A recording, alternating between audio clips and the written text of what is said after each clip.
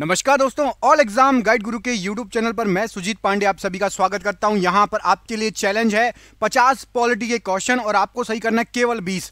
50 में से 20 सही करिए सुपरफास्ट स्पीड में। मुश्किल से 10 मिनट का वीडियो रहेगा। 10 मिनट के अंदर ये पूरे क्वेश्चन करा दूंगा 50 के 50। स्टार्ट करते हैं वीडियो को। प्लीज वीडियो को लाइक जरूर करना। आपके लिए छोटे बड़े टॉपिक वाइज मतलब जितनी मेहनत कर सकते हैं हम करते हैं। आपको हर टाइप के वीडियो लेकर आते हैं, ठीक है। और देखते हैं कौन कौन 20 स्कोर कर पाता है। जरूर कमेंट करके बताना लास्ट में 50 में से कितने सही गए। 10, 20, 30, 40, 50 कितने सही गए लास्ट में कमेंट करके बताना।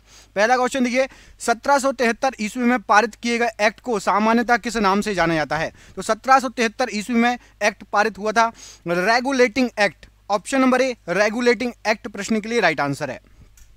ईस्ट इंडिया कंपनी ने किस वर्ष कलकत्ता में सर्वोच्च न्यायालय की स्थापना की थी?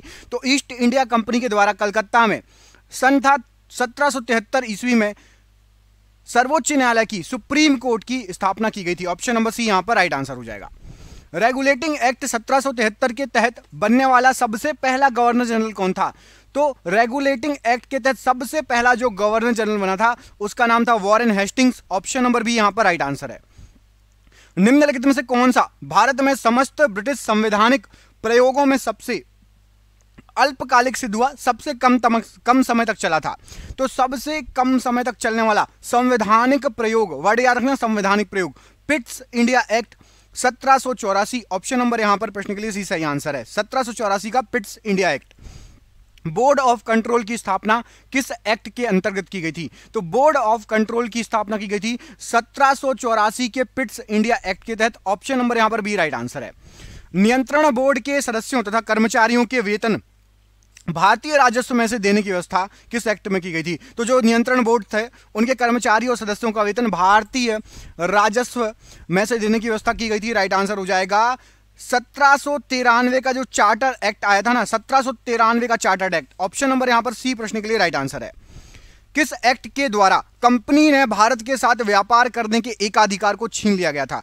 तो कंपनी के द्वारा भारत के साथ व्यापार का एकाधिकार छीन लिया गया था, यह हुआ था आपका 1813 का जो चार्टर एक्ट आया था। ऑप्शन नंबर डी यहां पर राइट आंसर है। किस एक्ट के द्वारा ईसाई धर्म प्रचारकों को भारत में धर्म प्रचार का अधिकार मिल गया था? तो ईसाई धर्म प्रचारकों को बोल दिया था भारत में प्रचार करो, और यह बोला गया था 1813 का जो चार्टर एक्ट था। ऑप्शन नंबर ए यहां पर प्रश्न के लिए राइट आंसर हो जाएगा। यह एसएससी सीजीएल 2018-17 का क्वेश्चन है, आया हुआ क्वेश्चन है ये। किस अधिनियम के द्वारा ब्रिटिश संसद ने चाय और चीन के साथ व्यापार को छोड़कर ईस्ट इंडिया कंपनी के भारत के साथ व्यापारिक एकाधिकार को समाप्त कर दिया था? तो राइट आंसर हो जाएगा इस प्रश्न के लिए, 9वें क्वेश्चन के लिए आपका 1813 का चार्टर अधिनियम। ऑप्शन नंबर ए यहां पर राइट आंसर है। निम्नलिखित में से किसने भारत में अंग्रेजी शिक्षा की नींव डाली? तो भारत में अंग्रेजी शिक्षा की जो नींव पड़ी थी, यह पड़ी थी आपकी 1813 का chartered act, general committee of public instruction 1823 और प्राच्यविद एवं आंग्लविद विवाद, ये तीनों के कारण जो है अंग्रेजी शिक्षा की नींव पड़ी थी। ऑप्शन नंबर डी सही आंसर हो जाएगा, 1, 2, 3 तीनों। 1833 ईस्वी के चार्टर्ड एक्ट के समय भारत में गवर्नर जनरल कौन था? तो भारत में गवर्नर जनरल उस समय था आपके Lord William Bentinck. Option number यहां पर B Lord William Bentinck right answer है। किस चार्टर्ड एक्ट के अंतर्गत भारत में दास प्रथा को अवैध घोषित कर दिया गया था? तो दास प्रथा को अवैध घोषित कर दिया गया था 1833 का chartered act. Option number D यहां पर राइट आंसर है। किस अधिनियम ने भारतवासियों को अपने देश के प्रशासन में कुछ हिस्सा लेना संभव बनाया था कि प्रशासन एडमिनिस्ट्रेशन में हमारे देश के लोग भी भाग ले सकते हैं? यह बनाया गया था चार्टर्ड एक्ट 1833 के अंतर्गत। Option number A right answer है। सेवाओं में महत्वपूर्ण पदों के लिए प्रतियोगी परीक्षाओं का आयोजन किस एक्ट के अंतर्गत किया गया था? तो सेवाओं में प्रतियोगी परीक्षाओं का आयोजन पदों के लिए राइट आंसर हो जाएगा, यह किया गया था 1853 का जो चार्टर्ड एक्ट था। Option number D. भारत का शासन कंपनी से लेकर ब्रिटिश क्राउन के हाथों में कब सौंपा गया था? तो कंपनी से लेकर ब्रिटिश क्राउन के हाथों, राइट आंसर हो जाएगा आपका, वो समय था आपका ऑप्शन नंबर भारत शासन अधिनियम 1858 की क्रांति हुई थी उसके जस्ट 1 साल बाद सौंप दिया गया था। Option number A right answer हो जाएगा। भारतीय स्वतंत्रता का मैग्ना कार्टा कौन से अधिनियम को माना जाता है। तो भारतीय स्वतंत्रता का मैग्ना कार्टा ये 1858 ईस्वी का भारत शासन अधिनियम, ऑप्शन नंबर यहां पर बी राइट आंसर है। निम्नलिखित में से किसके द्वारा भारत के लिए सेक्रेटरी ऑफ स्टेट का पद सृजित किया गया था? तो सेक्रेटरी ऑफ स्टेट ये भारत शासन अधिनियम 1858 की बात है, ऑप्शन नंबर बी यहां पर राइट आंसर हो जाएगा। 1857 की क्रांति के बाद बहुत कुछ हुआ था, याद रखना भारत सरकार अधिनियम 1858 बहुत इंपॉर्टेंट है, क्वेश्चन आते हैं बहुत सारे। भारतीय प्रतिनिधियों को कानून निर्माण करने को प्रक्रिया में पहली बार कब शामिल किया गया था? तो भारतीय प्रतिनिधि भी कानून निर्माण कर सकते हैं, इसको शामिल किया गया था 1861 ईस्वी में, option number A right answer है।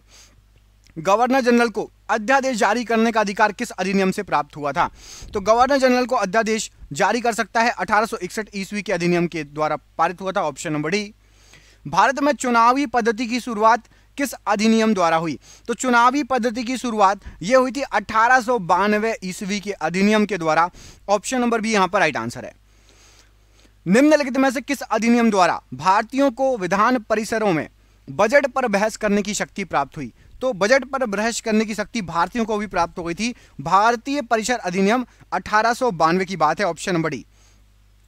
आरंभिक राष्ट्रवादियों ने 1892 के काउंसिल एक्ट का विरोध क्यों किया था? तो जो आरंभिक राष्ट्रवादी थे उन्होंने विरोध किया था, इसका जो कारण था वो था इस एक्ट ने सार्वजनिक कोषों पर भारतीयों को नियंत्रण नहीं दिया था। जो सार्वजनिक कोष थे उसमें भारतीयों का नियंत्रण नहीं था, इसलिए विरोध किया गया था, option number D. British Bharat में सांप्रदायिक प्रतिनिधित्व की व्यवस्था निम्नलिखित में से किस अधिनियम द्वारा की गई थी? तो सांप्रदायिक प्रतिनिधित्व करने की व्यवस्था ये मिंटो मार्ले सुधार या मार्ले मिंटो सुधार 1909, ऑप्शन नंबर यहां पर बी प्रश्न के लिए राइट आंसर हो जाएगा। 1909 के भारतीय परिसर अधिनियम में किस बात की व्यवस्था की गई है? तो 1909 का जो भारतीय परिसर अधिनियम था इसमें सांप्रदायिक प्रतिनिधित्व की बात की गई है, ऑप्शन नंबर बी यहां पर राइट आंसर है। भारतीय परिसर अधिनियम 1909 में मुसलमानों को दिए गए पृथक निर्वाचन प्रणाली के अधिकार की मांग मुस्लिम प्रतिनिधियों ने किसके नेतृत्व में की थी? तो बोला गया था कि निर्वाचन प्रणाली मुसलमानों की अलग होगी, अधिकार की मांग की गई थी, और यहां पर राइट आंसर हो जाएगा, यह बोला गया था आगा खां के नेतृत्व में, ऑप्शन नंबर बी आगा खां प्रश्न के लिए राइट आंसर है। ब्रिटिश भारत में सांप्रदायिक प्रतिनिधित्व की व्यवस्था निम्नलिखित में से किस अधिनियम द्वारा की गई थी? तो सांप्रदायिक प्रतिनिधित्व की व्यवस्था यह की गई थी मार्ले मिंटो सुधार या मिंटो मार्ले सुधार, इसके पहले वो आया था, ऑप्शन नंबर बी यहां पर राइट आंसर हो जाएगा।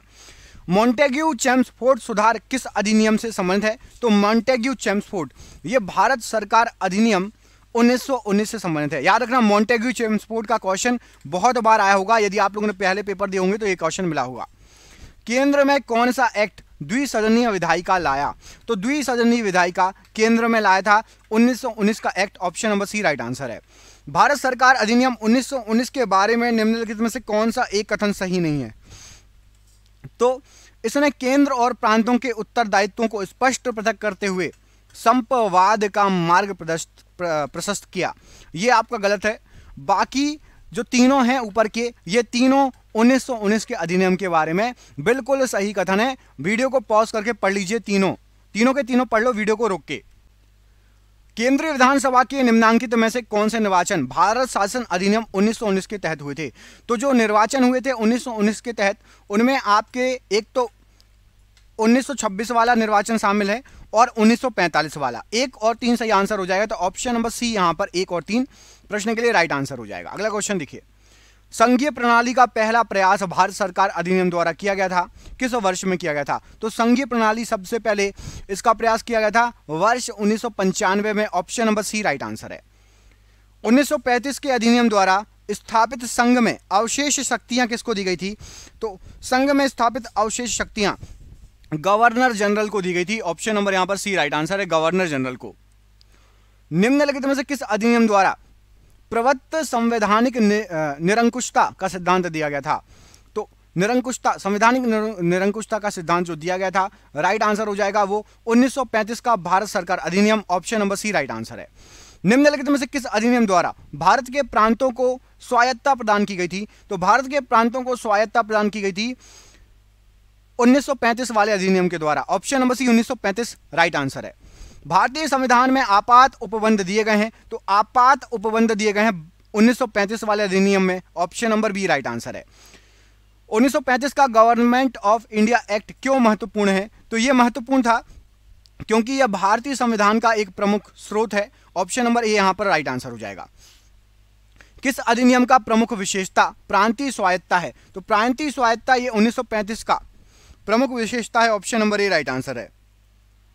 भारत शासन अधिनियम 1935 द्वारा स्थापित संघ में अवशिष्ट शक्तियां किसे दी गई हैं? तो जो संघ है उसकी जो अवशिष्ट शक्तियां हैं ये गवर्नर जनरल को दी गई है। ऑप्शन नंबर यहां पर बी राइट आंसर है, गवर्नर जनरल को।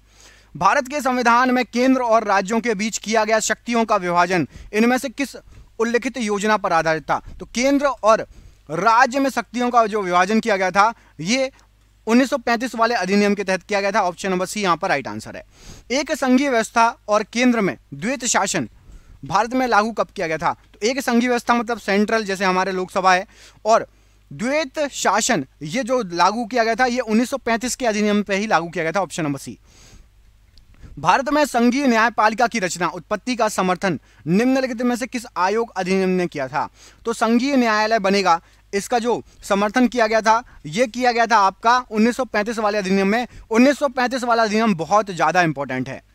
किस अधिनियम के फलस्वरूप वर्मा भारत में से अलग हुआ था? तो म्यांमार या वर्मा भारत से अलग हुआ था 1935 अधिनियम के तहत। Option number C right answer हो जाएगा। वर्ष 1947 के भारतीय स्वतंत्रता अधिनियम द्वारा लाया गया एक परिवर्तन निम्नलिखित में से कौन सा नहीं है? आपको मुझे इस प्रश्न का आंसर कमेंट करके बताना है। ठीक है, यहां पर आपको पूरे ऑप्शन दिख रहे होंगे। इस प्रश्न का आंसर कोशिश कीजिए कमेंट करने की। किस किस के 20 से ज्यादा नंबर आए कमेंट करके बताना। देखते हैं किस किस के 20 क्वेश्चन सही गए। बहुत ही टफ लेवल के क्वेश्चन थे, पढ़ने वाले बच्चों से ही बना होगा। और क्या आपको ऐसे ही खतरनाक क्वेश्चन चाहिए कमेंट करके बताइए। चैनल पर नए चैनल को सब्सक्राइब जरूर कर लेना, जुड़ जाओ चैनल से। बहुत अच्छे क्वेश्चन हम लेके आएंगे आपके लिए, यह हमारा वादा है। जरूर जुड़ जाना। बहुत बहुत धन्यवाद। आपका दिन शुभ हो। बहुत बहुत धन्यवाद। वीडियो को शेयर कर दो दोस्तों के साथ। धन्यवाद।